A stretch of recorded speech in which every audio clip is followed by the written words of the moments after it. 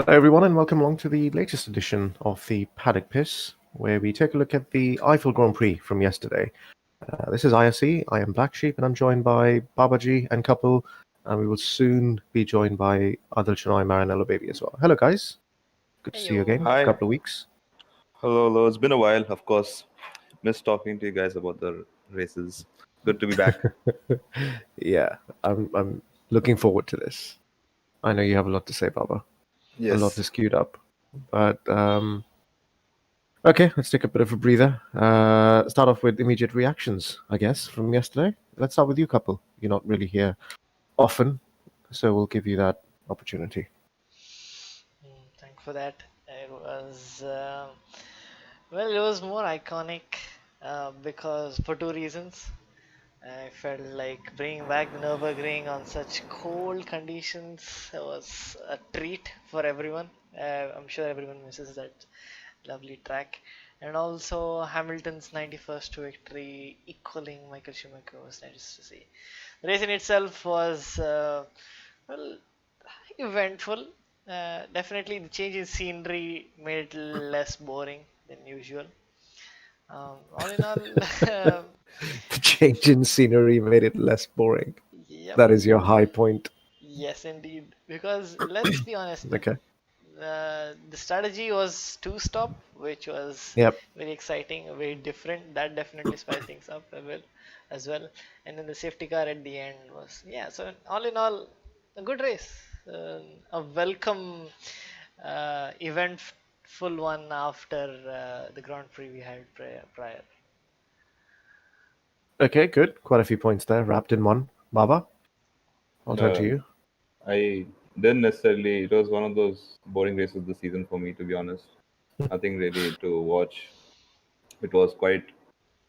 As soon as Bottas had that lockup, I almost lost all interest in watching the race. But then the Ricardo fight for podium versus Perez brought it back up again.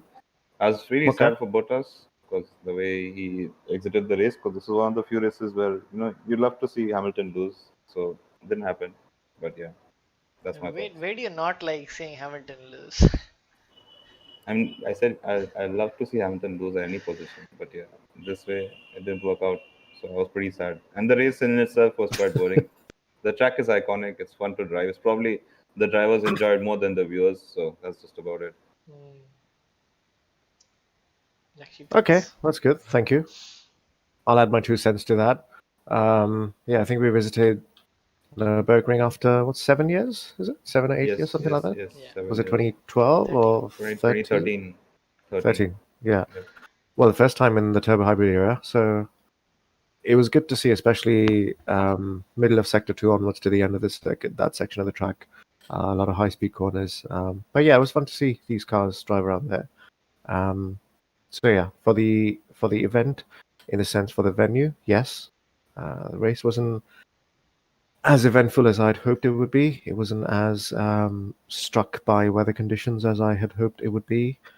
I'd also hoped that lack of running in practice sessions would have probably added to some drivers being uncomfortable and being a bit lackluster here and there. That didn't seem to be the case. So disappointed on several fronts, and I think even the race directors were slightly disappointed, and so they kind of brought out a safety car when there wasn't one required. Rob Perez of a podium. So I think it goes to show when the race directors themselves are looking for some more excitement to make the race interesting. I mean that you've got to agree the race is slightly boring at that point. But we did have a few events, lockups and slides here and there. There was Vettel, there was Albon, there was Bottas, there was Kimi, obviously, a few of them. But also, one positive I took away from yesterday was some really positive results from the likes of Giovinazzi, Grosjean, Hulkenberg. Really, really happy for these guys, and obviously Ricardo with the podium. So some positives at the end, but all in all, the race was slightly dull.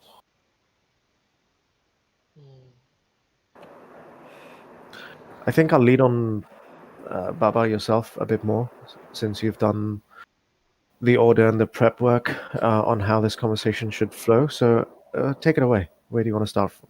I think just for the viewers, we are not going through the same order, the reverse finish position order with the drivers. We'll look through it chronologically, I think, and just cover events through the race. See Yeah. how that feels. All right, take it away. Yeah, that sort of feels more natural for us to talk about how the race went, since we can focus on the key moments of the race instead of allotting our times to the drivers itself. So let's move on to quali, I guess. Quali was quite eventful. Hulkenberg was on the grid with short notice, so everyone's eyes was him to see how he could do. But on such short notice, to directly go into quali and strap on, that was quite. It was understandable the way he couldn't set a lap on and couldn't move on to Q2 and Q3. So his race definitely spoke in that sense. I would like to hear more from Kapil on how Q3 and Q2 went. Yeah, so it was actually very interesting, especially with the track evolution in Q1 playing a major factor. People like Kimi being off guard and being kicked out. But it was a very different story for Q2 and Q3. You'll be surprised to notice that many people did their best times in the entire qualifying in Q rather than in Q3. So yeah, it was a slightly strange scenario considering, especially in Q2, where Red Bull and Mercedes had the pace to start on the medium tires, but for some odd reason, all of them chose to opt out of it and then do their last run on the softs. That was a little bit odd on my part, but maybe they knew something that we didn't. Maybe considering the the track temperature to start the race on, probably they thought that they couldn't activate the mediums. And for Q qualifying three, uh, well, I think everything went on as Yeah. planned. Yeah, the last run, Bottas, well, actually had this fantastic elevation, this evolution of his own during the qualifying. He was really slow, almost 7 tenths behind Hamilton in Q1. Q2 is around 5 tenths off, and then he just put a banger of a lap on Q3 for that pole position.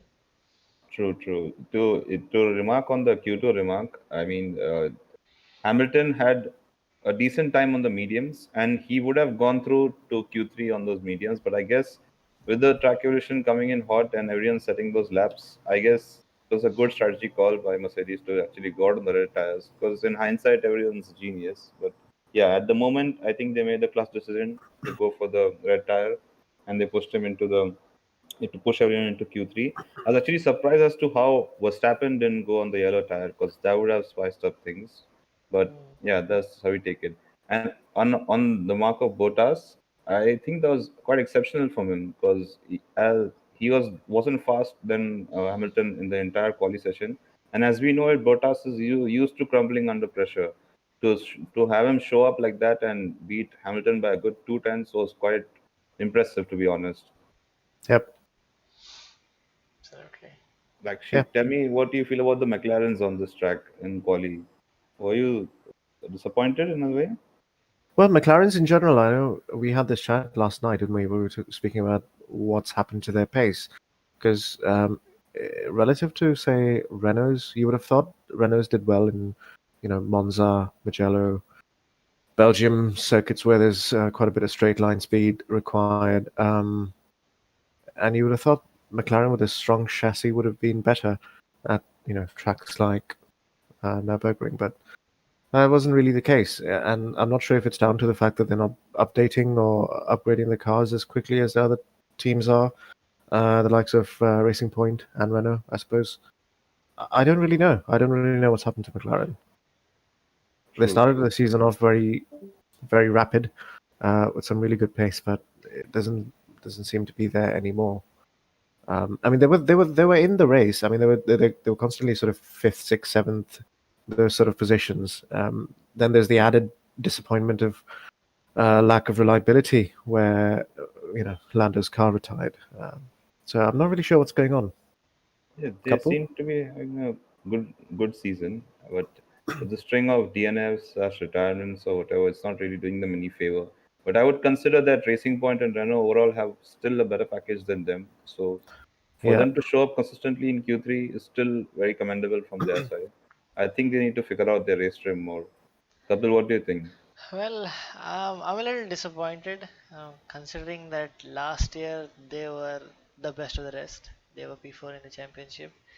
I was expecting more from them, but it looks like the biggest improvers this season is Renault.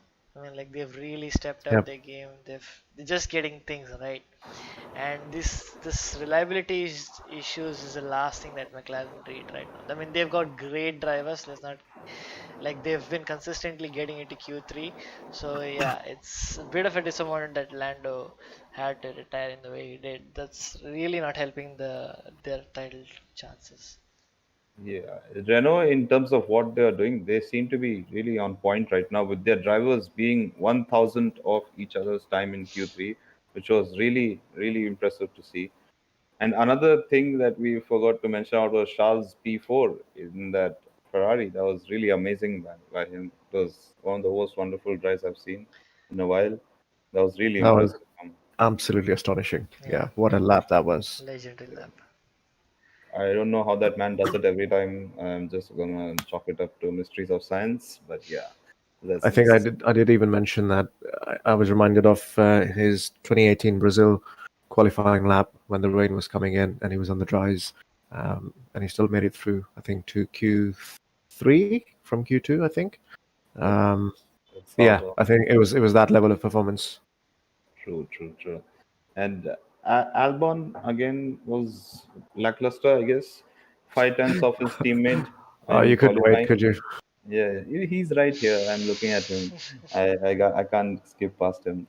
I mean, 5 tenths of the pace in quali. We know he's slow there, but still, in the grand scheme of things of his season, P5 for him was decent enough and good performance from him. So we'll just chalk it up to that. Well, in terms of positives, I mean, qualifying has been his sort of Achilles heel this season, right? And we've been mentioning that he has good race pace. Does he though? Does he We'll though? get that. We'll get Well, most races so far this season he has, yeah. I mean, his qualifying has been his issue so far, when he's qualified out of the top 10, starting right at the back and so on. And he does somehow kind of make it to the sort of lower ends of the points. So the point was, if he is able to qualify in the top 5 or top 6, then maybe, he has better chances Yeah, of converting that into better do you points. think he has trouble setting up his own car or something to understand his car completely? Because that might be an issue, right? Because he's obviously not a horrible driver. Mostly Is Obviously. he people. not? I Is he mean, not? Baba, is he not? I'm going to save my thoughts. What is this new Baba I'm witnessing today? So we'll I'm just giving improve. him the entire benefit of doubt for my journalistic side. Probably something is going on wrong with the setup in his car, or he's just not able to understand his car properly. But that's Well, we more know what's than going on with the car. The car is not set up for him anyway, in But any that's way, that's whatever. that's that's hyperbole. Come on, the cannot be set up for Verstappen, and they just give the keys to him and they're like, "Go ham." Of course, Do the what car you is set up for Verstappen. They both have different engineers. They have two different pit walls. They always work on their own cars. Sure, the car was built properly around Verstappen, but that doesn't mean they're driving the exact carbon copy of each other. Oh yeah, yeah, okay, I agree with that. Yeah, I mean, I'm pretty sure the setups are not exactly the same. It's probably you can personalize it, but the car is largely built around and Verstappen, right? and the way Verstappen drives the car, you can see he's himself not entirely comfortable. He's just exceeding his skill level because the amount of steering input he puts in various positions of the track, it's Yeah, completely like uncanny. It's completely unnatural from what even Verstappen's doing. He's just too good for the car, so he's manages to get I'm where not he is. disagreeing. I'm in no way comparing Albon with Verstappen or saying that Verstappen, Albon, in terms of his skill, matches Verstappen in any way. True, true. I'm not saying that, but all I'm saying is that Verstappen, even though the car isn't suited to either of them 100%, it's slightly suited to Verstappen more than it is to Albon. Yeah, So I agree let me add my definitely. 2 cents here. I think I Hello, think Mara. hello. I think that if you want to take the analogy of, let's say, a couple of stallions. Now, even if you've got, let's say, the fastest stallion in the world, uh, but he's a bit of a hothead, you're not going to be able to control the horse to actually go ahead and win races. Only probably the best of the best drivers in the world and world championship contenders will be able to control that particular horse. Now, anyone short of that would find it almost impossible to even get to the end of a race. So I think that's the problem Albon's facing. I'm not saying he's a bad driver. He may not be up there with the likes of Hamilton, Charles Leclerc, or Verstappen, he's not a bad driver by any standard. But I think put him in the right car, or put him in a car which is slightly easier to extract pace out of, and he will be there. Yeah. I don't think any second driver would do a better job than he's doing. Oh, See, come on. Yep. No, no, that's a little his too only much. resume up until he was in Red Bull was that he beat Kvyat in 6 races or 7 races. That is not an impressive resume, as no matter how you might put it. But okay, I'll take it. I'm pretty sure anyone on the grid right now, barring a few anomalies, would drive the Red Bull better than him. Better, when I say better, I mean better than him. I don't mean they're going to be close to Verstappen or something like that. They're just going to be much better than him than that in that car. Absolutely agree there. Yeah. And so before we get stuck up on this, Hypothesis. before we get stuck up on this, let's just move ahead. Hypotheses. Yeah, this is all full hyperbole. We're armchair analysis. We're like next level pundits. But yeah, so let's talk about Hamilton. Where do you think he shit the bed here by losing to Bottas for good 2 tenths in the best car on the grid? Sorry, what's the question? Where do we think what? Where do you think Hamilton shit the bed in this circuit? He was Oh, pole shit the here. bed. Okay. Yeah, Well, he he lost. We know where he lost. He lost in the first sector, didn't he? He was yeah. down by 2 tenths in the first sector itself, and that's what carried through. I No, think he had a but then better final sector. he was setting purple just before Bottas came behind him and set another purple there. So I don't think there was much to it. They both was ending purple times in the end, but Bottas was just so much quicker than him. No, Hamilton wasn't purple in the first sector. Neither was he purple in He the was second sector. on the Definitely not. last No. run. On the Bottas was last, purple all 3 sectors on his yes, car. yes, but he was running behind Hamilton. So No, while Hamilton the didn't go purple. No, dude. Dude. Before Hamilton's run, Verstappen had the purple first and second. Hamilton couldn't even match Verstappen's time in the first sector on his final run. okay, I'm sure I'm seeing something wrong. If we go back, we can check for sure. Hamilton was purple 1, 2, 3, followed by Bottas coming behind him and setting purple, and again 3, all 3 sectors. So Okay, enough ping pong. Okay. uh, Understood. Hamilton yeah, screwed so up. Let's move on. Yeah. no, I'm asking why do you think he did? It happens. Well, I The tried to first answer of your his. question. You didn't like it. Okay, he screwed up his I first told you it sector. was the first sector. You were like, no, it's not. Okay. It is the first sector, but why do you think is Cold day, feeling the breeze. Must have heard Uh, something cold in some private place. cool? Something must have happened. It happens to the best of us. Moving on. Yes. Yeah. Let's move on to the race, I guess now. The race start was quite interesting. With as soon as I saw the grid positions and Bottas being on the outside into T1, I thought again, oh my God, Hamilton's gonna get into T1, and he did actually end up getting him into T1. But the way Bottas fought back was something remarkable. It Yep. was amazing. Into Can I so just say one P4. thing before we progress? I am so happy that they did not apply track limits at the exit of turn one on the outside, because if that had been the case, we would have had no overtakes on this track. True. I very much agree with that. Yeah. They Yes. had it in turn 4 Yeah. and turn 10, I believe. 10, 11, yeah. Turn 11, right. So yeah, it's like just the optimum line to take. It's just the contours of the track really facilitating overtaking there. It was great to see that. Yeah. Anyways, carry on. Yeah, good race start. Bit of a fight. It was really good to watch. I enjoyed it. But Charles held his own, which was also great Charles to see. Leclerc? Charles Leclerc, sorry. Okay. Yeah, so he held his own as well, and he was fighting. Well, he held the entire grid apart from his own as well. Exactly. I think at the end of the first lap, he was about 5 seconds or something down. That's how And good everybody he was is. right behind him. Oh, that's how good the track is. I have to disagree with you. There's plenty of opportunities to overtake.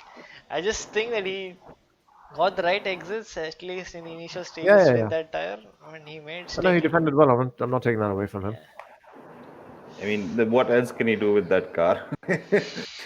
He has to like sit defending for his life, drive to Yeah, survive life. he's doing everything that Vettel isn't, so kudos to him. So understandable. So the next monumental event was probably Ricardo finally passing Leclerc and getting Yep. into that free air. to get build a lead. That was probably a monumental moment for him in the race because that probably is what led him all the way up to the podium because he was able to drive in clean air in a track where it's quite hard to follow. I What do slightly you think? disagree. That's not why he got the podium. He got the podium because there was a safety car. Perez would have caught him. Yeah, I mean to reach that stage, that I agree with you very much. That the Okay. safety car probably gifted him, but he to get into the position, he needed to get past Leclerc as soon as possible, and he did that, which allowed him to drive in clean air. What do you Yeah. think, Mara, about people passing your team every time, anywhere? Sorry, people passing my what? Your team Team. everywhere. I mean, I pretty much figured. I'm actually one thing. The upgrade certainly worked, or at least I think they worked. Or the Leclerc is just brilliant. It worked enough to give them confidence that they could go out in the mediums in Q2. Yeah, That was quite laughable, actually.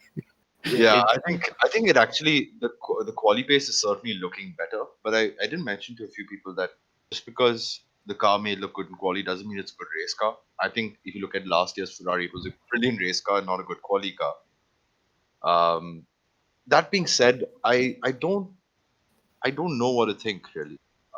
It's all my entire argument here is going to be a question of whether the upgrades work or they don't work. I just So don't think. I don't think they do. I have a slight theory in this. So I think the the awfulness of the engine and the fact that they can't really do much about it is forcing them to make the car better in other ways that they should have done anyway. And I take that as a positive in the sense that maybe this gives them an opportunity to understand and better the car in other areas. So when they do finally have a better engine, the overall pace would be towards the front I'm not somewhere. going to call the upgrade significant because I mean Vettel was still battling the Alfa Romeos. Dude, I'm not saying you the think upgrades are that way? significant. I'm You saying that think it's forcing. All I'm saying is it's probably forcing them to think of improving the car in terms of its aero and chassis and whatever other areas where Ferrari historically probably may not have looked at earlier. Since Because 2018, yes, agree with I you. suppose so? correct. Yes. So in that, so sorry, I have a meeting for which I have to shoot off for the next 30 minutes, but I will try to come back. But one thing, whilst we're on Leclerc, I wanted to point out. I think the only thing I'll fault him over the weekend is I don't know why he's not able to cleanly get past his teammate. There's still wheel banging between the two Ferraris, and Vettel pretty much went off the track to give him the entire space, and he still ran into him. Yep, That's not something I would have expected. And in yep. terms of upgrades, what you're saying, Mara, I almost saw Vettel's name in Q3, and I'm like, yay, the upgrades worked, and then boom, he just goes down at the last moment, and I was like, By okay. driven down by his own Own teammates. So teammate, exactly. Yeah, and I was like, okay, you know what? It's fine. Yes, Leclerc the god. It's okay. I'm just imagining next year's scenario where if Ferrari hasn't, as the rumors say, get a better engine, then it'd be so interesting to see Leclerc and Vettel battle in two different cars and to see if Vettel still has it in him in a different brand. I don't know why, but I'm so looking forward to that battle next year. Yeah. To be honest, the next season is looking up really nice. You're going to see Alonso coming back fresh. You're going to see Vettel come back fresh. The fight is going to be interesting. We can again duct tape the first two positions with Bottas and Hamilton and then enjoy the Formula One Grand Prix. That will be insane. Hmm. Speaking of Vettel, what do you think about his losing the car under braking while trying to pass Giovinazzi? Was honestly, Giovinazzi weaving too much? And wait, before we move on, kudos to Vettel to save that spin. I think he caught it in the end. That was like yeah, really I nice. think that the Ferrari is just so talking about stallions. The prancing horse is just too prancing. It's the car. The rear end of that car has not looked stable for the last 2 years or 3 years actually. And even in 2018, there were a few embarrassing moments for the rear end of that car. Like a small tap forced Vettel to spin around or do a complete 360, which was not natural. Hilarious. And yeah, it was not natural for a Formula One car to have that little rear end grip. And I think that's not something they focused on. And another thing aspect which brings rear instability is that the Ferrari engine is known to be very aggressive on differential. So whether it's on throttle or on braking, it is way more aggressive and punchy than any other engine on the grid. So it's more unstable on downshift and more unstable on acceleration. And that doesn't help the driver's case for an engine with less power, because you'd at least hope an engine with less power would be more accurate on the throttle. Hmm. No, for me, it looks. I think the matter is more on the setup side. So I feel like maybe Ferrari's pushing the with what they've got so hard that they're making it unstable but quicker. So as a result, okay, so one more thing to add out is that this corner, that is turn one in Nurburgring, is quite unique. It's quite deep, as in it's a descending slope and it's quite steep in that way. So it puts more load on the rear brakes, especially with all the cars having higher front brake bias. So it is easy to get caught out in such a scenario, but the fact that I believe that the Ferrari is on stilts running around the circuit trying to catch up to everyone would definitely have aided in that instability So, and couple spinner. question for you actually. What do you think was Why do you think the Ferrari looks so much more unstable in race trim than in quali trim? Do you think they just haven't understood the setup because there was no long running on Friday? I feel like they're trading that stability for pace. Like, thing is, eh, they're not that good with race pace, and I feel like if they took things more casually and more stable, they would probably be behind the Alfa Romeos as well. So I think like, yeah, that the fact that they need to be the lead Ferrari on in the pack is pushing them to make decisions that they regret later on. Could it be the full fuel load, the heavy car, which is causing it to behave much different from a light car in quali? So my hypothesis is that in quali, when the tires are giving you fresh, like a ton of mechanical grip, the car is obviously more stable and therefore drivable. But I think in the race trim on heavy fuel on worn out tires, the car is just a donkey. Oh, True. interesting Before that. we move on, one second. Before we move on, Kapil, you were talking about the T1 and its nature of it. We have Mhm. a question from a viewer who wants to know why do the cars lock up so much into T1? If you could add on that, and then Mara, me too. Right, so how do I put this gently? So a downward. Okay, I may be wrong here, but bear with me. A What do you You downwards. getting you at come it? you come off compression there, so the car is So light yeah. and So So the basically, the front, if there's a lack of front downforce, then you're depending completely on your brakes to slow the car down. So that's called loading up the tires when there's enough aero pressure on the front end of the car supporting the brakes on under braking. But when there's a downhill, the tires become what you call unloaded. So you're purely depending on the brakes to slow the car down and much less on aero. That's why when the tires are unloaded, it actually becomes way more difficult to manage. right, that is the case with every braking zone, but the issue here is that along with this unloading effect on the rear, which is natural when you brake, you No, no, the I don't mean on the rear. I mean the downhill right, right. unloading. No, so I'm just adding to your point that when there is braking, there is an unloading effect on the rear tires. That's why there's a loss of grip on the rears, and this effect is compounded with the slope of the turn itself. So there's an excess loss of grip on the rear tires, which I feel has resulted in that spinner. the car is quite heavy when you approach the downhill, and once you hit the downhill part in the last 150 odd meters, the car suddenly rises up and becomes really light. So you don't actually have any grip, and you want to get the car to grip on the front as much as possible. So you'll probably brake and get the car tilting forward. And in that effect and the compounding effect of the downhill slightly being curved, people have to really force the fronts to lock as much as possible for it to get turned. So it's a sweet margin between actually gripping it enough to turn it without understeering and ending up locking up. So people, it's of course it's a racing. People will want to brake as late as possible, go as fast as possible into that turn. So it's natural for him to lock up. So that's why you separate the experienced drivers from the more novice ones who just can't cope with that. And that is all compounding with the track temperature. If you let's not forget, the track was extremely cold. The tires were graining everywhere. Yeah, Even he the was softs also on the wouldn't. hard tires. Yeah, softs, hard, whatever you might call, they won't actually necessarily grip in the front. So you'll end up just graining the tires completely. There's no absolute no grip. On a good day here, the lockers would have been much lesser. But with the temperature of the track, it was compounding effect, and we saw most of them were locking up there. So yeah, I hope that answers your question, kind peer. We shall move on in topic to lockups to Albon's amazing lockup, flat spotting his tire and early into the race. And then people are asking me questions like, why do Red Bull pit Albon so early, ruining his race? I'm sure you can answer this, Mara. Why do they ruin his race?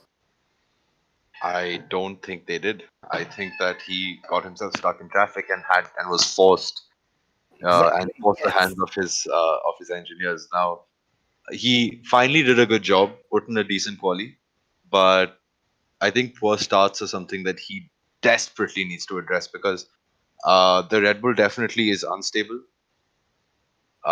If you get stuck in dirty air, you have less confidence on on the car, and I do believe that in not saying it is a better car than the Red Bull, by no means is. The Alpha Tauri is definitely closer to the Red Bull in race trim than quali. I Oh, cannot that's all. believe that you're That's all. still Thanks to defending Lord. Albon, then I'm blame not it on the defending him. car. I'm That just hold on. I'm just saying that since he doesn't feel comfortable with the car, You he kick him once he out gets stuck from in, it and get someone else who can. It's Dude, the Red I'm best Bull. not part going to be is as extreme as that. best I part mean, is we he's came to not a doing that. conclusion. We came to a conclusion that Alpha Tauri is closer to Red Bull in race trim, all because Albon is the one who's a fucking comparison to that car. Obviously, they're closer because they're fighting and he's so slow. That's my point. I get your point. What you're saying that obviously, and I feel that Alpha Tauri as a package is much I cleaner, much just said the better. entire fault is Albon's because if the car is struggling in dirty air, he needs to get better starts to get make sure he doesn't get bogged down in traffic. And to If he just compound got on that, if he just got or stayed ahead of Leclerc or got ahead of Leclerc in quali or even stayed with Leclerc in quali, didn't lose a position, he would have been an easy P4, easy P3, sorry, a true, double podium for Red Bull. true. That is very much A up for I'm not double grabs. defending podium. him, Cup. It's okay. So this man, from my recent memory, I don't know anyone who has lost a position on lap one every race for the last 4 5 races. It doesn't matter where he qualifies, always one position down into lap one. I don't know how he does it, miracle, but he just manages to do it every time consistently. At least he's consistent. Okay. So Uh, that was just his lockup. Let's not get stuck up on that. He has done lots of yeah, just haram this just a race. small addition to Mara's statement. Okay, in a way, yes, I agree that it's not Albon's fault, but it's not exactly the car's fault. I believe it's Red Bull's fault because they're still keeping Albon in that car. I mean, if you saw him, so the only reason I'm giving him the benefit of the doubt, and I'm not saying he should be in the seat or he should not be in that seat. The only reason I'm giving him the benefit of the doubt was end of last season, he was there supporting Verstappen as a second driver constantly. How did it all change then with the advent of the new season? How does he just lose There's only everything? there's only one variable in the equation, couple. That is the car itself. Huh? Everyone, if you ask anybody at the end of 2019, does Albon deserve to be in the Red Bull seat? Not a single person apart from Pierre Gasly's camp would say no. I mean, I it mean, was yeah. Brazil where he was on the podium where the double Ferrari DNF and everything was compounding in his favor. That was not necessarily him actually being there and Yeah. supporting Verstappen throughout the season. Each of No, his but he had podiums quite have a few been good leftovers. races. He had Each of quite his a few good podiums, races. yeah, he was P5, P6 when Ferraris was still on the grid. So I understand Well, how that's as much as he could achieve. Because unfortunately, Ferraris were much better than. obviously, that's what I'm saying. That's the maximum he could achieve by P5, P6. But But he my was point never is, up there. he would never lose to like the Renaults or the Yeah, Alpha because Tauris of this the world. difference was abysmal that time. It was much more the difference than it is this year, I guess. What is the difference between the lowest Red Bull time and the fastest best of the rest? I'm not following that. So let's just bounce off from him. He's done lots of trash this race. Let's talk about the next monument. monumental event in the race was Bottas's lockup. That's one of the biggest lockups I've seen in quite a while. And as soon as he did that, I just started dying inside because I was like, not another win for this man. But yeah, what do you think about that? But was it Bottas or Hamilton's lockout? Bottas's lockup. Huh, okay. It was, Bottas yeah. locked up. He was 2 seconds good, almost a second and 7 tenths up ahead on Hamilton. And then he locked up into T1 completely. And Hamilton got him on the inside. And then there was Ah, right, just, right, right. and then they just moved on. Soon it was the VSC and he lost power. So it was I have nothing to say about Bottas anymore. Absolutely nothing. The man cracks under pressure, and he's basically gifted a subpar driver the world championship yet again. And I'm not saying Hamilton has always been subpar. It's just that of late, losing to Valtteri Bottas consistently on pure pace, but getting winning because of mentality should not fly because the mental aspect should not come into the equation at all. All these drivers are driving a 300 kilometers per hour and are probably some of the who are mentally quickest sportsmen on the planet. And I have a tremendous respect for Formula One drivers for that particular reason. But Valtteri Bottas is a goddamn joke when it comes to mentality. Finnish drivers are usually known for it, but that is what makes him. And he does not deserve in a top seat when there are 19 other drivers. Put anyone in that car apart from Pierre Gasly, Alex Albon, and Lance Stroll, and they'll take it to Hamilton. easily. Any other driver, I'm not saying they'll beat Hamilton, but they'll definitely take it to Hamilton. A majority of them would beat Hamilton, but I'm just talking about drivers who would take it.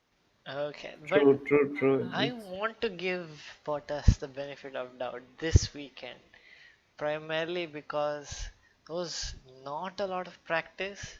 These stack temperatures were something new for these cars. And yes, I absolutely agree that he's definitely does not have the same mental status and probably the responsiveness or the reactiveness that Hamilton has. But given how different it was, I'd like to give Bottas a second opportunity, saying that hey, it's okay. Like it's not the only car that's locked up in this race, so it's all right. Yeah. It's yeah. I mean, So giving the let me just say something. Given the situation and the position he was in, as much as I like to support Bottas, he had no business. He was not under pressure by anyone at that point. He had no business locking up into T1 in such a fashion when he was almost a good second and a half out of DRS from Hamilton. So I don't know really what went through his mind there. The only thing I could chalk it up to them not having enough practice on full fuel load, which would probably have caught him off guard in terms of that turn is notorious, man. That is like it's a really difficult turn to get right, especially when you've got so much weight on you behind. Those Yeah. fronts, he just gave up. So I could that's the only reason I could chalk it up to that I didn't have enough practice. And the secondary part being why didn't Hamilton lock up in the same cars? Because Hamilton's just a god on brakes. I really respect his ability to rotate the car on brakes and how he manages his tires throughout a race. 90% of the grid did not lock up. First of all, unless they're going for an overtaking move, 90% of the grid did not lock up. Now, second of all, I'm not taking, and I know people are going to abuse me about comments about Hamilton. I'm not literally saying 90% of the grid would beat him. I'm just saying that he's not as quick as compared to probably the top 4 or 5 drivers. I agree. That being said, Valtteri Bottas did not even need to brake late. He Yeah, did not I'm just he yeah, did not need to push. The reason Hamilton is good on the brakes is because he doesn't need to brake late 90% of the time, and he recognizes that. In race, it's mainly about corner exits and how early you can get onto the power.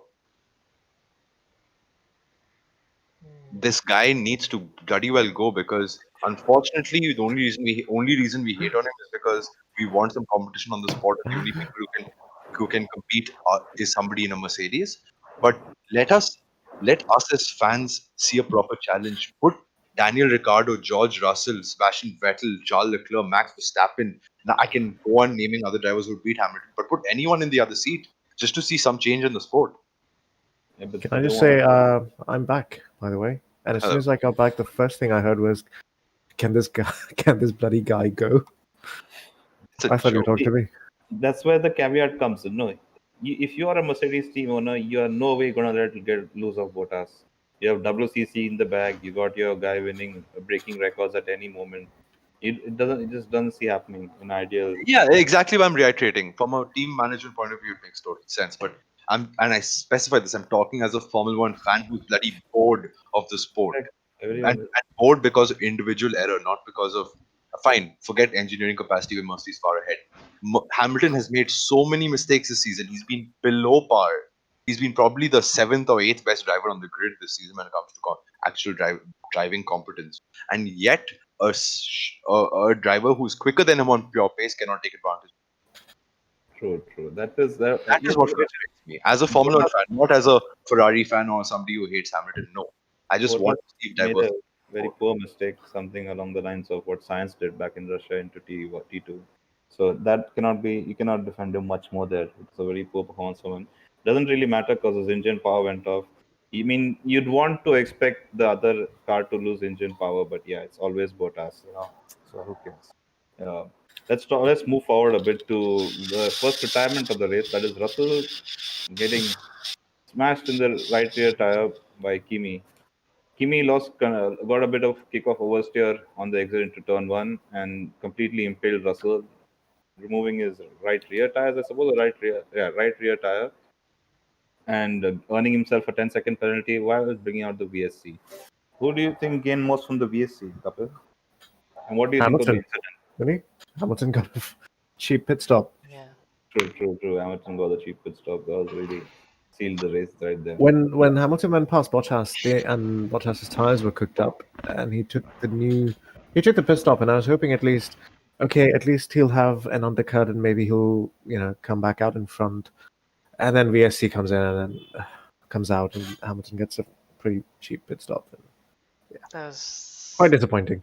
Yeah, that's just hashtag blessed luck and luck Yeah. is getting. Yeah, it was. I don't know why they gave it a 10-second for Kimi because it didn't Felt like seem it like he was on control of the car. But yeah, Yeah, I think similar to Sebastian Vettel in France 2018 when he locked up and hit Bottas. I think that was 5 seconds over there. It should have been 5 seconds as well. I kind of disagree. I feel like it should have been more, maybe 15 or more. Like it did result on his DNF. Let's not forget, the car's been kicked out of the race. And it's just a 10-second slap. Yeah, I guess I agree with Kapil. If you look at how IRC does their decisions too on the extent of damage a driver faces, yeah, makes sense. true. Nothing much more to say. The VSC biggest gainer was Hamilton.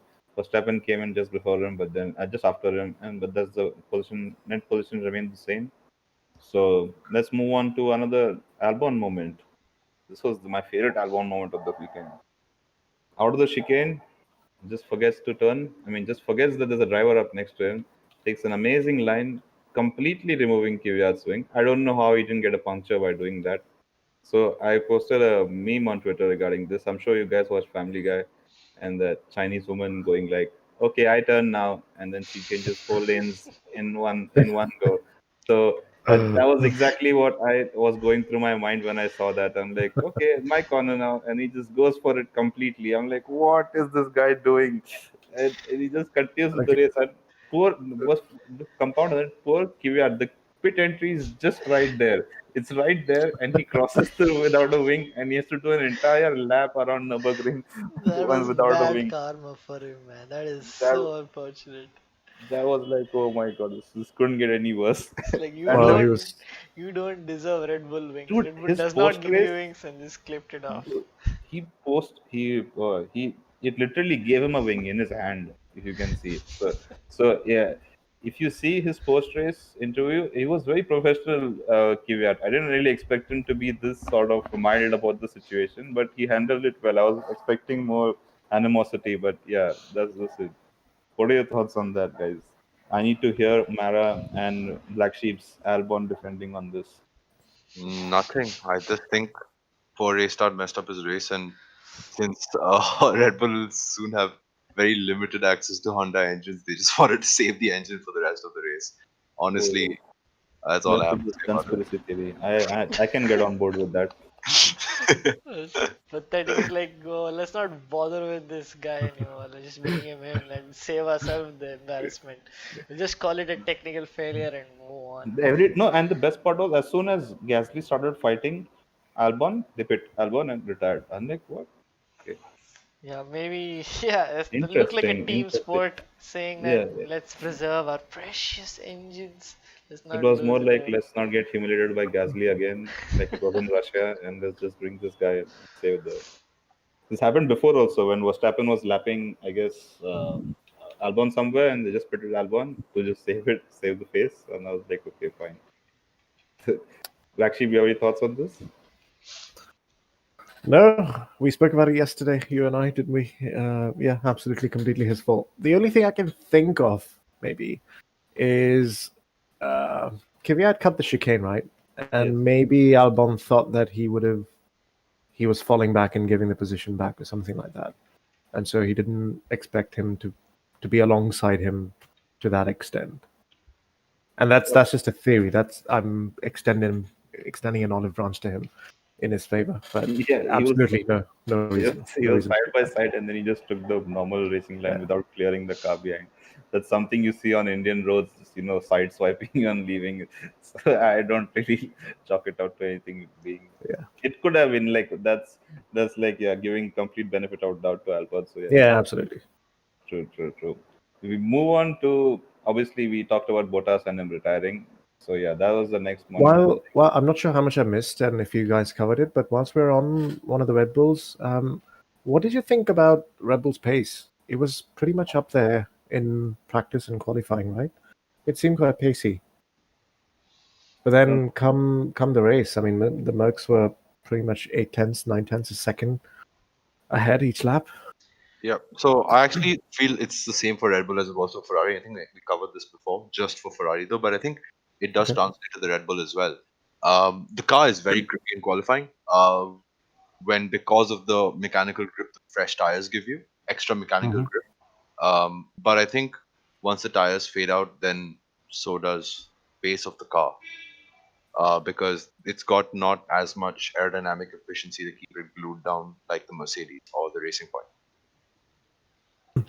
Actually, I believe that considering how Mercedes also suffers from this dirty air effect and they're quite poor in chasing cars, had the situation been flipped, I believe that Mercedes would have been in the same situation of struggling to keep up with the other car. I just feel like it's just unfortunate that Verstappen could not get ahead of the Mercedes, and that's why, because of the conditions and whatnot, he could not keep behind or hot on their tail. I have a slightly different theory. I think at this track it was slightly different. I mean, the conditions were quite cold. People were struggling to get temperatures up into the tires, especially after the restart. And I think the Mercedes, I mean, the fact that they get tires hotter compared to the other cars due to the massive amount of downforce, primarily on the car, I think it worked in And the their DAS favor system. because it was correct. It was able to heat up the tires slightly better and more quicker than the other cars. I think in this race. Interesting. Yeah. Adil, what was the next bit that we had to move on to? Well, I was actually more than going through every single driver who faced issues. I'm so sorry for that. Sebastian loved the race yesterday. Wants to leave his own comments, but I think I think I would love to more talk about a few highlight drivers if we have time, rather than talk about some other lackluster performances. Uh, I don't know if Yeah. you disagree with me. No, I'm We, happy with that. Have you guys gone over Sebastian Vettel's spin? Yes, Yes, yep. we did. yep. Okay. Oh, I missed that. Yeah. Anyway. So something before we move away, he ended up locking once again before he retired, Yeah. and that was something we missed. So yeah, it was a pretty terrible race from the man, if I can remind you guys again. Yeah. So, well, moving on to that, I think we saw so many top runners retiring. One of them was the runner of Ocon. He's having a string of bad luck already. It's probably his third or fourth retirement this season. We're talking about the reliability of Renault, but it seems to be only on a single car. What do you think about that? Interesting point. I don't know what to make of it. I didn't pay too much attention to Ocon yesterday. Does anyone? I no, but if I do see it, I think the if I am correct, I think the reliability only extends to the gearbox for Renault, or is it throughout the engine and other components as well? That is, Was it that's, is it gearbox primarily? Because I Ocon, think I think, has had 2 I, retirements due to hydraulic issues, right? Loss yeah, of hydraulic I'm not pressure. really sure. Yeah, that was probably the reason I didn't really catch it as to why he retired. oh, that It was a was gearbox. it was hydraulic. It was hydraulic. It was hydraulic. Yeah, and it was also a hydraulic issue in Mugello. True, true. I was trying to put it on terms of how they drive the cars, on their Mm. driving styles, Yep. because probably one guy is pushing too much, over driving the car, which causing it to have these issues. So that could be a reason, but then just being dramatic about it, probably just something on the mechanical side, which is nothing Ocon's in control of. But yeah, that's shame for him to not put in points for because they're doing really well this season. So that's right. He was followed by Albon retiring itself. Yep. So, and since we're talking about retiring, Norris also was complaining immediately after these incidents. He was complaining about no power all the time, and he was, as we saw, one of the most fun moments of the Grand Prix where he was fighting with his engineer throughout the race, almost Kimi-esque, telling him not what to do, and then he was himself confused as to did someone pit in front of him. It was pretty all over the place for him in terms of race. What do you guys Yep. think about that? Scenario 0. Yeah, scenario zero. No, I think So I heard default 0-3 more yeah, times than I've seen Hamilton win races. So yeah. yeah. Shut the fuck up! I'm trying to race.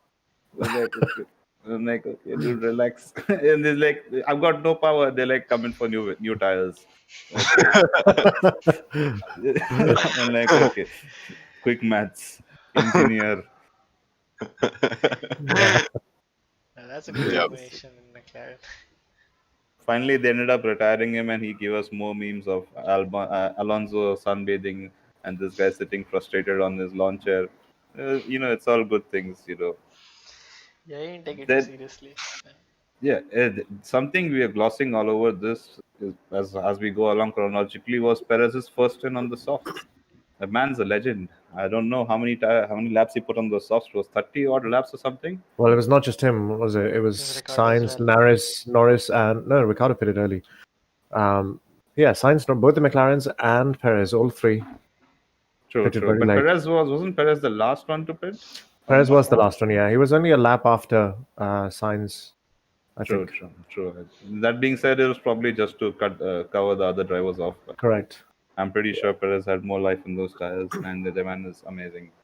I'm He just got a a bit total unlucky fan. yesterday. The podium would have been his had the safety car not Definitely, come out. definitely, definitely. And speaking in that terms, we're talking about the package each team was bringing into the race. I didn't necessarily see that Racing Point was quicker than Renault this race. And being said all that, the way that Perez got himself into a position to be a podium finisher was quite Yep. commendable. That was something out of this world. Well, he's finally got the upgrades that Stroll has had for the last month or so, hasn't he? Yep, yep, yep. And Since sponsor. So, do you think they pit Ricardo too early? Was this a? I suppose that the safety car didn't come out. Was this a strategy blunder from Renault's side? Didn't they pit Ricardo in the first VSC when Russell retired? Yeah. I think Yeah, Ricardo I should have think. gone into hards at that point if he did plan to go to the end of the race, but the hard I don't know. I think it was the right decision, but then they should have committed to the two stop and not try to just run Ricardo indefinitely. Worked out for them, but they got lucky. Yeah, they obviously got lucky. That's quite understandable. The They two stop was viable yesterday. I think Yep. a lot of you required a lot of grip coming out of the last corner, and if you as long as you were within, I think the gap was 4.5 tenths, you can get the overtake done. 4.5 tenths is the gap that most overtakes have been done at coming out of the true. last. Since we're talking about the McLarens also, Sainz's race again, it was sort of a 2009 deja vu where we didn't see him at all, and then he's suddenly right up there. So, what do you think about that? He just finished. I think he finished P5 or something, right? That was or P6 if I'm not wrong. It was really good performance from him. Yeah, I think he was one of the drivers who was just had a boring race, and boring in a good Yep. way. He didn't get into any incidents, didn't get into too much traffic. Just drove his car, got through Lando because of that issue, but didn't make any blatant or sorry any get stand up in your seat kind of overtakes, but he certainly had got it to the end of the race in a maximized result. True. I mean, that just it's a good segue into us leading into the final segment of the race. That is like post safety car. Oh, what do you think about the safety car in decision in itself, BlackSheep? I don't think it was necessary. Yeah, True, true. I agree. Our car was parked on an exit. They could have rolled the car out. I actually I disagree with that completely because it's turn 5 and 6. It's probably one of the faster corners on the Mhm. circuit, and he was right up there ahead at the exit. If you're coming down 5 before turning right to 6, that's the car's right opposite there ahead. Given the way we were dealing with red flags over the past 3 weeks, just from barriers missing, that was an extremely dangerous spot. Not for the drivers of the cars, for the marshals who had to work on it. So I don't necessarily think that VSC. I knew that VSC were there for sure, but I was certainly speculating on the safety car to come out because of the nature of the circuit and where the car was placed exactly. Should it I have think a been? VSC would have done it. I mean, it didn't. It wasn't a very long job, right, to clear the car. It's a So relatively that's quick what job. they were talking about. They were talking about how the car was placed in, even though it was close to an exit, it was in a very awkward position. So they needed time to do it. So that's probably the reason why they got it out. I mean, I'm not saying, I'm obviously saying that the safety car was, of course, it was unwarranted, but I understand it as to why they Okay. did it. In terms of safety car, one thing I'll state is a prediction I made came completely true, right on point. Was as soon as it was announced that the safety cars come out, I turned to my girlfriend and my friends and I said, "How much you want to bet Hamilton's going to complain about safety car being slow, and then he's going to pull up alongside the safety car and gesture it to go faster?" And literally a few seconds later, he does all of those things. We were watching it in the VC as a group, and then as soon as uh, I'm going to remind you of a Gordon Ramsay meme. As soon as Hamilton starts talking about how slow the safety car is, everyone goes, "You donkey, shut up. Don't stop talking." And as soon as Verstappen comes on the line next, he's like, "Can the safety car go any faster?" And like, "Oh, it's okay, you precious. I mean, understandable. It's okay, everything is fine." And so it was quite a huge comparison in that terms. And it is saying that you cannot complain when you have dust. I mean, if anyone who got the short stick towards the restart. I mean, the safety car for me, even if it was unnecessary, I was extremely happy because I knew how Verstappen restarts a safety car, and I was Yeah. really excited because control line and whatnot. The T1 onto Nurburgring is something where you can do the overtaking done, and I was really hoping that Verstappen would get around Hamilton because he can get bamboozled easily, Hamilton. So it's being said that the cold track temps and the DAS system for Mercedes really helped them to heat up those tires and just get out from the line. I mean, he got away from the last chicane. I mean, you think he would have used the control line, but he just didn't. He just got a run up to the straight and he just went for the T1. So, I mean, it was really unfortunate for Verstappen. The DAS system really worked out for them. And at the same point, Perez lost out on the podium because he did brilliant in managing his tires, and he had so much life left in those mediums. He could have easily got Ricardo. Who are the other winners of the safety car?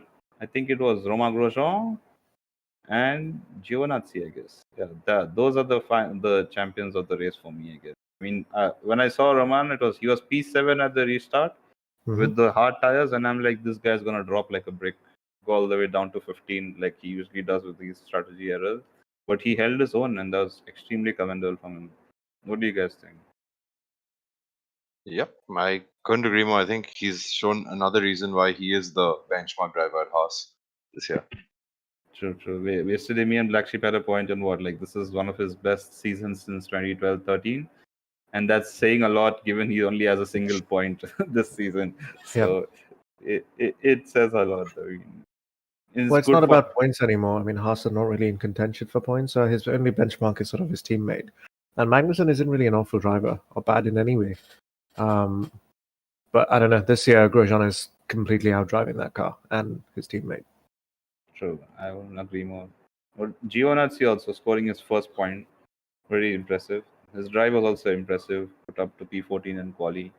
And I think he got a sort of awakening when he would have seen Schumacher Yep. for his FP1 outing. Yep. And he's like, okay, I need to start performing. Yeah, it's a little bit too late. Yeah, Don't we? yeah. And that's just about it. I was really hoping with the amount of retirees and the way Latifi was running at P11 at one point that he would score a point first before Russell and like be in a more unfortunate event. But thank God he didn't score a point. I'm really hoping that first point should go to Russell. And unfortunate, with given how Russell drives, I think point was there for him this race. What do you think?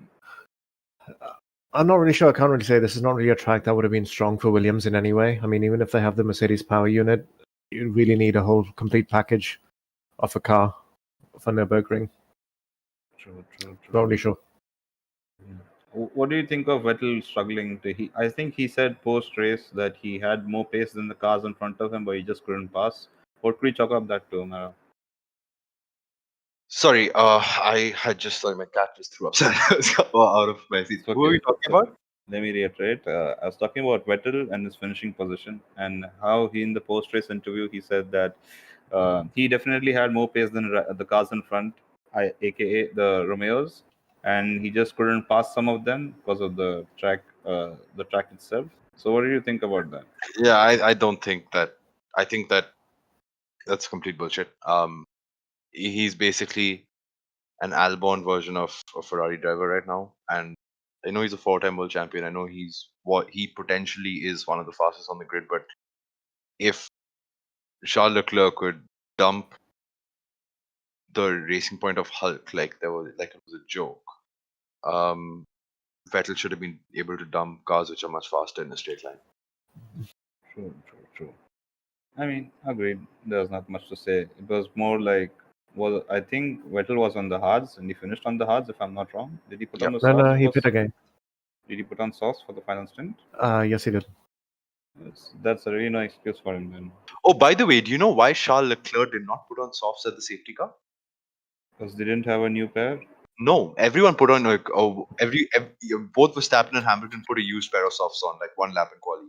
You know why? You know what? You know Ferrari forgot to put tire blankets onto the soft tires, so the tires were cold, which is why they couldn't pit Charles Leclerc. That is why Ferrari did not pit Leclerc. When I read this news, I genuinely thought it was a meme about Ferrari strategy, but it was true. I'm absolutely livid with. I just don't want to talk about this anymore. To bring about let's try to summarize this talk now and bring it to an end. Wait, let me cover one thing about Vettel. I'm not sure if you've spoken about his outing with Kevin Magnussen. No. That was quite funny. I think that was a little too elbows out from him. Yeah. Oh yeah, I quite remember him. He literally no. I'm pretty sure I remember that. I was thinking that man schooled Magnussen totally. He schooled him. I don't think so. There was elbows out. I think Magnussen went off track somewhere or something, and then just rejoined without giving the position back. And then I think Vettel just tried to strong arm him. He said something along the lines of he didn't see him into T2. He was in his blind spot into T2, so he didn't really see him. He knew exactly what he was doing. He was side by side. Of course, he knows where the car is. So no. See, if Hamilton can say that Bottas was in his blind spot into T2, same goes for this guy. That's literally a blind spot for them. Most probably, they cannot see towards their right. They need to see in the mirror and look back. So there is a blind spot. So the way he drove him out of T3 was amazing, but then he comes back in and then again he drives them off. It was just amazing. I'm like, thank God he has still got some fight left in him. And to school Magnussen is like one of the joys of life because that guy literally tries to. Okay, so I was happy that I'm getting to see Vettel at least fight somebody on track after a very long time, but I was also a bit nervous about the fact that the other driver is Magnussen. Yeah, I think he wanted to get the move done in a more aggressive way to make it clear because it was Magnussen. Yeah, that's what I think too. Like, if there would be any other else, he could have probably done. And I think it was more compounded to the fact that Magnussen cut. I think it was a chicane or something he cut, and he just didn't give the position back. And I think that was really unsportsmanlike from Magnussen. The final chicane. Yeah. Oh, but he's not obliged to give this position back, right? Why not? You cut the track. You need to give the position back. No, if he's cut the track, give him a penalty. He's not. I mean, it's not like Vettel is ahead of him that he needs to return a position or something. Magnussen was ahead of him anyway, going into the chicane. Okay, fair enough. Fair enough. True. I think let's summarize and reiterate of our favorite thoughts about this race. My favorite thought is that Albon now holds the largest gap between teammates in points, and that is talking about Vettel and Leclerc too. He has the largest amount of gap to his teammate, that is 83 points, with Max Verstappen having 3 DNFs this season. So let that sink in while I ask you guys to decide your driver of the day, and you're not the driver of the day. So Driver of the day, Alex Albon for me. I think he's just a brilliant driver for Red Bull. Absolutely. let's not forget the rules. We don't have DNFs included in the NOTD and the DOTD. So I'm just saying he drove an absolutely brilliant race, and if not for the DNF, he'd be my driver of the day, given those statistics especially. True. Okay, who's not the driver of the day then? No, I'm kidding. The driver of the day for me is Nico Hülkenberg. 20th to P8. Yes, the safety car did help him, but he also had to pull off some long and difficult stints.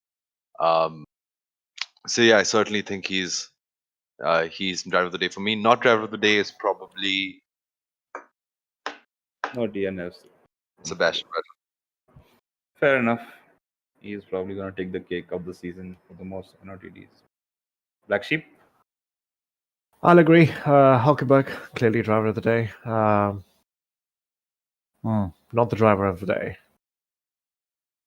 Oh wait, I'd like to change Valtteri Bottas. I- Sorry. No DNFs allowed. Okay, fine. I'll give not the driver of the day to Kimi Raikkonen. Fair enough. So you want to change still, madam, before I give my thoughts? I'm good. Okay, so my driver of the day would be I want to say Hulkenberg, but just to have a change of thoughts here, I would say Perez. A man didn't really have the fastest car on the grid. He was P9 in quali, and the way he outperformed the car today, that was really commendable. And he takes my driver of the day easily. Not the driver of the day. I would say same with. I would agree with BlackSheep. It's Kimi for me. Kimi really could have done much better this race. He knows this track really well. He was quick here before. I was thinking in some of the lines that guy is so used to driving such pure machinery here, really nice machinery. He just couldn't adjust his brain mechanical. His muscle memory couldn't adjust to how dog shit this car was. So I'm going to chalk it up to that.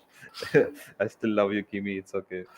Talking about muscle memory and Kimi Raikkonen, both things. He bruised Grosjean's finger a little bit. Did you guys cover that? Yes. We didn't actually cover that. We can give a moment on that. I saw replays of that. You can genuinely see, a little pebble or stone or whatever fly up and hit his knuckle. That must be painful.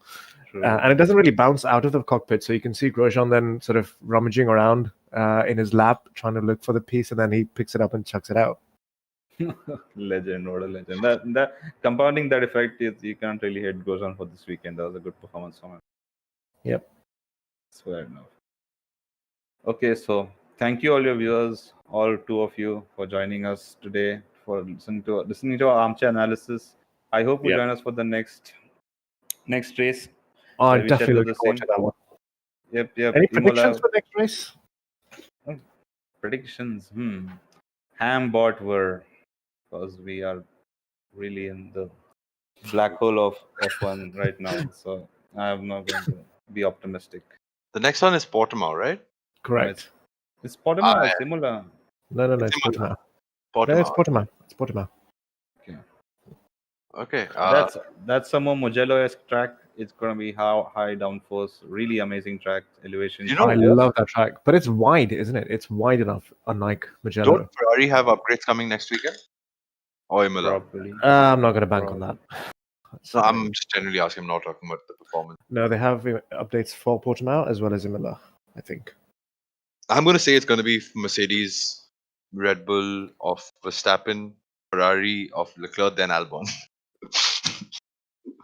Albon's going to come back next race and become a podium again and silence all his haters. Wink. I just can't wait. I can't wait for Albon to put in a good performance. Just to. Yeah, he did. He did it in Mugello when everyone retired around him. What performance! Can we clap, please, for that guy? What a player! It's okay. I'm just joking. Yeah. So again, before we actually lost the plot there, we're I'm gonna gonna say conclude. I think we should be a little bit more brave with our predictions. I mean, I'm not really impressed with the fact that you guys have said, "Oh, Mercedes, Red Bull." I mean, that's sort of a given, right? So I'll be the brave one, and I'll say another top 5 finish for Ricardo.